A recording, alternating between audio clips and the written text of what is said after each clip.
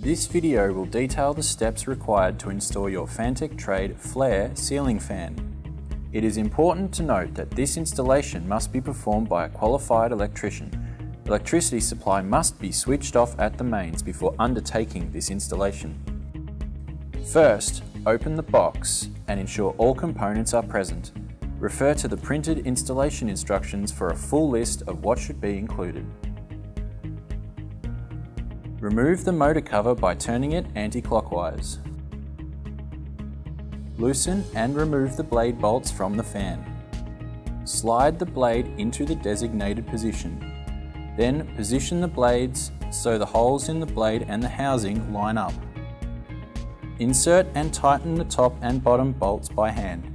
Ensure they are tight enough that they will not come loose during operation, but are not over-tightened.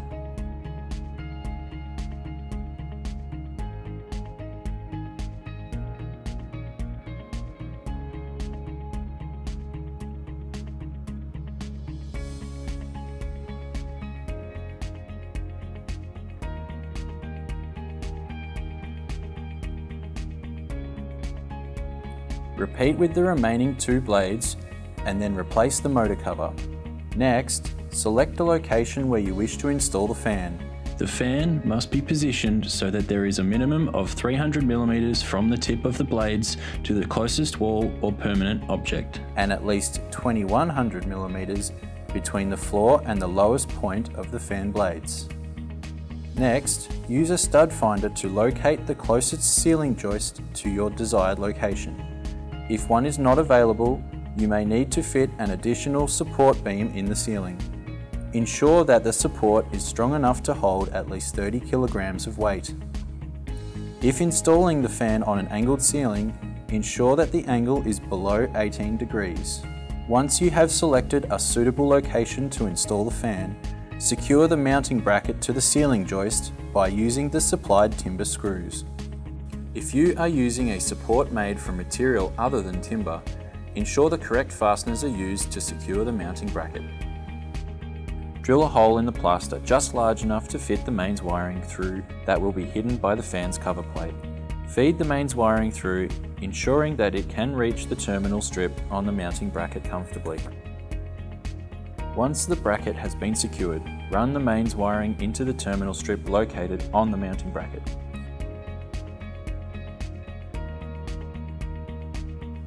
Carefully lift the fan downrod ball into the hanging bracket and rotate so the tab on the mounting bracket rests inside the notch on the downrod ball. This will stop the downrod from rotating during use. If you are not installing the remote receiver, join the Quick Connect wiring terminals, then replace the cover plate, tightening the screws.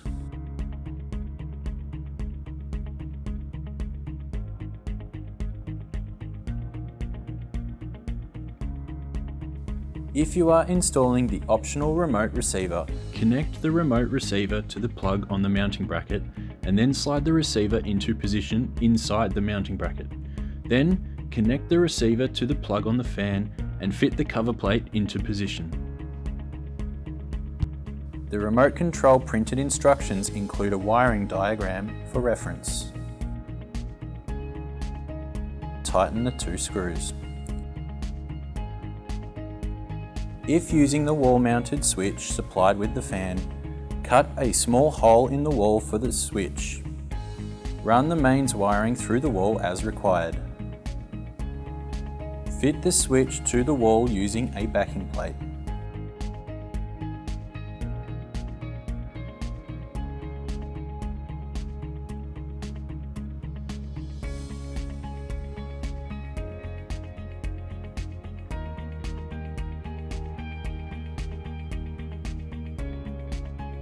If you are installing the fan with the optional remote control, then simply secure the control's cradle to the wall using the screws provided.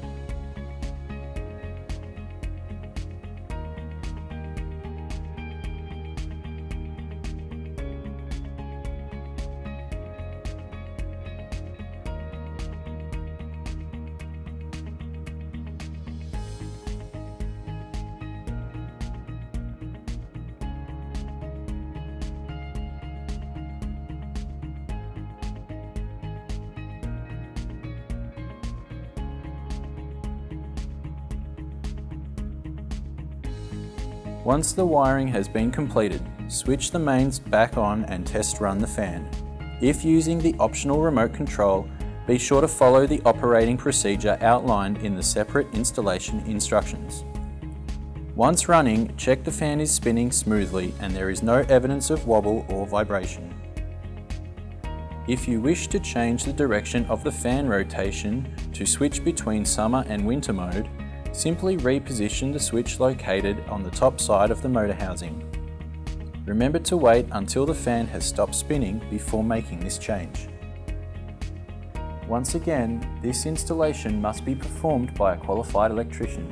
Electricity supply must be switched off at the mains before undertaking this installation.